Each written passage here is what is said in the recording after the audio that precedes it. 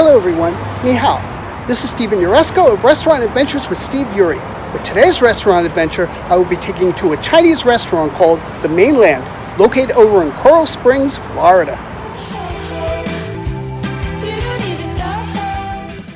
I make no secret that one of my biggest culinary idols is the late rock star chef Anthony Bourdain.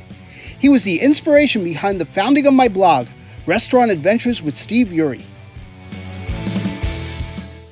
In a couple of his episodes of No Reservations and On Parts Unknown, Mr. Bourdain has visited hot pot restaurants in the Sichuan province of China, where slices of meat, fish, and vegetables are simmered in a bubbling pot of molten hot broth. The broth is made scorching with various hot peppers and other spices. So while trying to follow in the footsteps of my guru, I searched for such a place in South Florida, and I found it at the Mainland China Bistro in Coral Springs. They not only serve the New York-style Chinese standards, but they also feature several dishes from the Sichuan province, authentically prepared with blistering hot spices that make Sichuan-style cuisine unique. For this visit, I was joined by my wife, Beverly, who has a love for Chinese food and shares my appetite for exotic cuisines. The outside of the restaurant was very attractive, the front adorned with trees and bamboo, along with a beautiful Buddha statue and statues of Chinese lions. It was like entering a tranquil Asian garden.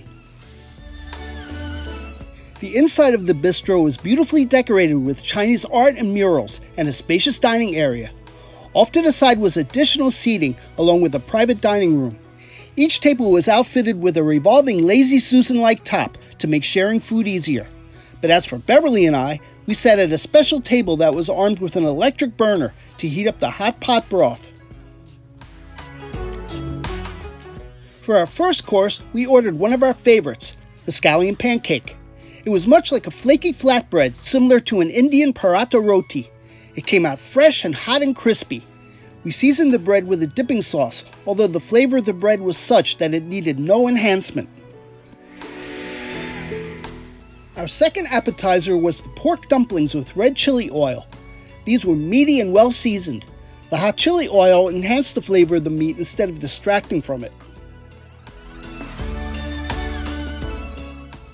Our next appetizer was described on the menu as little juicy pork buns, also known as soup dumplings.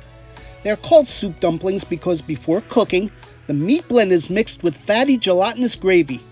When steamed, the gravy becomes liquefied into a broth, so that when one bites into these scrumptious morsels, a flood of delicious soup floods the mouth.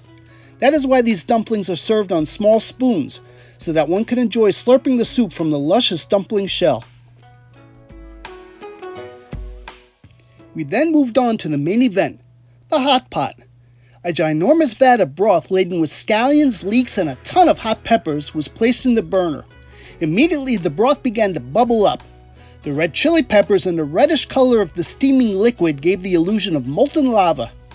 On the side were 4 bowls of sauces: hoisin sauce, oyster sauce, soy sauce, and sesame oil.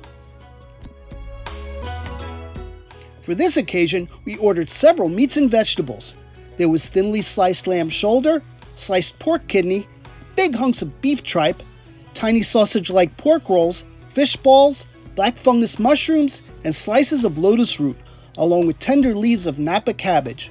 This was followed by handmade noodles. For those who are unacquainted with the style of dining, it basically consists of dumping the ingredients into the boiling pot. Then as the food cooks, the meats and the vegetables are fished out with a strained ladle. The cooked food is then dipped into one of the 4 sauces. While my wife's favorite was the fish balls, I was partial to the noodles cooked in the savory and spicy broth, then flavored with sesame oil. The noodles were spicy and mouth-wateringly delicious. I like this restaurant very much. The atmosphere is elegant and upscale. The service was good, and the food was exotic and enjoyable. Unfortunately, the restaurant is pretty far from my house, so it is difficult for me to go there frequently. But the menu is amazing, with dishes not found in ordinary New York-style Chinese restaurants. The Sichuan menu alone was impressive. Well, I really hope you enjoyed this week's restaurant adventure. Thank you for tuning in. This is Steven Uresco of Restaurant Adventures with Steve Yuri, signing off for now. Until next time, Gambe. Oh, and one more thing. If you are enjoying my videos and this content, please don't forget to click like and hit the subscribe button. I would really appreciate it.